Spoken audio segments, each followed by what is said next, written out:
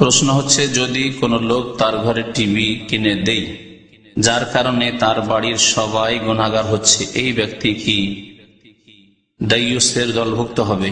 হ্যাঁ, তার স্ত্রীর জন্য যদি দেয় আর তার স্ত্রী গুনাহ করছে তো দায়ুস তাকে বলা যাবে। আর যদি বাড়িতে আরো ক্ষতি হচ্ছে, তো যেমন শুনলেন এগুলি মাতা পিতার নাফরমানির কাজ, দায়ুস ও জান্নাতে যাবে না।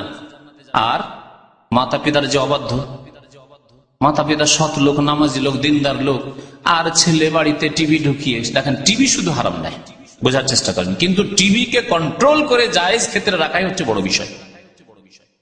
ছেলে যদি ডাকাত হয় আর বাড়িতে যদি আপনি পেস্তুল রাখেন, তাহলে কি আশা করা যেতে পারে? পেস্তুল নিয়ে ডাকাতি করতে যাবে না?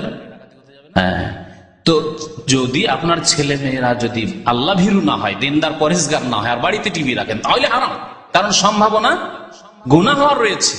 কিন্তু ছেলে মেয়ে যদি আল্লাহওয়ালা পরেশগার হয় আর তারা শুধু ইসলামিক প্রোগ্রাম দেখার জন্য, ইসলামিক প্রোগ্রামে সীমিত রাখার জন্য, কোন নাজায়েজ প্রোগ্রাম তারা শুনতে দেবে না, দেখতে দেবে না, রাখেন, তাহলে টিভি কে ওলামায়ে কেরাম বলেছেন যে অস্ত্রের মতো।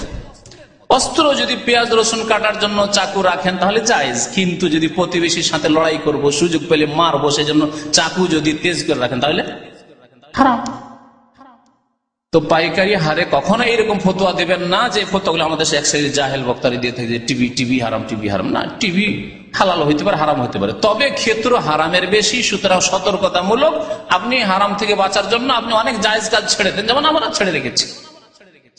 টিভি কেনার পয়সা আছে, তবু টিভি এই জন্যই কিনি না যে হয়তো কন্ট্রোলে রাখতে পারবো না। এইরকম বেশ কিছু আলেম কে জানি যারা প্রথম দিকে টিভি রাখতো না, তারপরে নিজের বাড়িতে টিভি রাখতে শুরু করেছে, তারপরে কিছুদিন তো ভালো চলেছে, তারপরে ছেলে মেয়েরা তার অগোচরে, বাবার অগোচরে দেখা শুরু করেছে। মা ভাবছে যদি বলি তাহলে তো মারধর করবে, স্বামী আমার ছেলে মেয়েদেরকে মারধর করবে, ভয়ে ভয়ে বলছে না, এই করে ছেলে মেয়েগুলো ফাসেক হয়ে গেছে।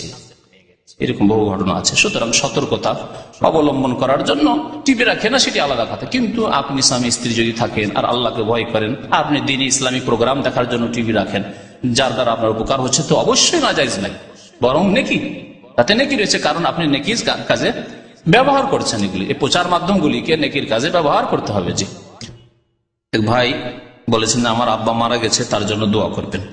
আরেক ভাই আজকে বাংলাদেশ থেকে টেলিফোন করেছেন, এখানে থাকতেন দীর্ঘদিন, মিজানুর রহমান বলে, তার ছেলে হয়েছে, প্রথম বিয়ে শাদী করার পরে দোয়া করার জন্য বলেছে। দোয়া করেন আল্লাহ পাক রব্বুল আলামিন যেন আমাদের গুনাহ খাতা মাফ করেন, যারা মারা গেছেন তাদেরকে আল্লাহ পাক জান্নাতবাসী করেন, আল্লাহ পাক যেন তাদেরকে কবরে যেন সুখময় স্থান দান করেন, জান্নাতুল ফিরদৌস তাদের দান করেন, আল্লাহ পাক রব্বুল আলামিন তাদের রুহের মাগফিরাত করেন, আল্লাহ পাক যেন তাদের পরিবার আত্মীয় স্বজনদেরকে সান্ত্বনা দান করেন, আল্লাহ পাক আমাদের ছেলে মেয়েদেরকে যেন সালেহ নেক বানান, তাদেরকে দিনের ভালো আলেম যেন বানান, দিনের ভালো খাদেম যেন বানান, আমিন। ওরস শরীফ, ওরস হচ্ছে শিরকের স্থান। এই যে ওরস লাগে মাজারগুলিতে, এগুলি হচ্ছে শিরকের স্থান। ইয়া রাসূলুল্লাহ, আল্লাহু আকবার, ইয়া রাসূলুল্লাহ, ইয়া গাউসুল আজম। গাউসুল আজম এরা বলছে আব্দুল কাদের জিলানীকে, হে মহান উদ্ধারকারী। গাউস মানে উদ্ধারকারী আর আজম মানে মহান। হে মহান উদ্ধারকারী কে হইতে পারে বলুন তো দেখি? একমাত্র আল্লাহ পাক।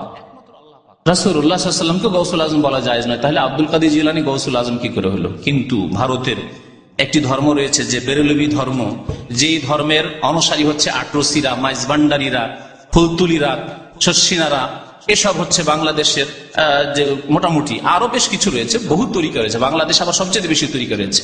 ভারতে পয়দা হয়েছে কিন্তু আমদানি করেছে সবচেয়ে বেশি, কাস্টমার বেশি বাংলাদেশের। এসব বাতিল ধর্ম, কবর মাজার পূজার ধর্ম তৈরি হয়েছে ইরান থেকে ভারতের মধ্যে। কিন্তু এই বাংলার জমিনটা যেহেতু বেশি সচ্ছল ছিল মুসলিম আমলে, মোগল আমলে, সেজন্য তারা বেশি আমদানি করতে পেরেছে। যতগুলি মাজার, কবর, এগুলি সবচেয়ে বেশি বাংলার জমিনে রয়েছে। এই কারণে আল্লাহ পাক যেন বুঝার তৌফিক দান করেন, শিরক বিদআত থেকে মুসলিম জাতিকে বেঁচে থাকার তৌফিক দান করেন। সুবহান রাব্বিকা রাব্বিল ইজ্জাতি আম্মা ইয়াসিফুন ওয়া সালামুন আলাল মুরসালিন ওয়ালহামদুলিল্লাহি রাব্বিল আলামিন।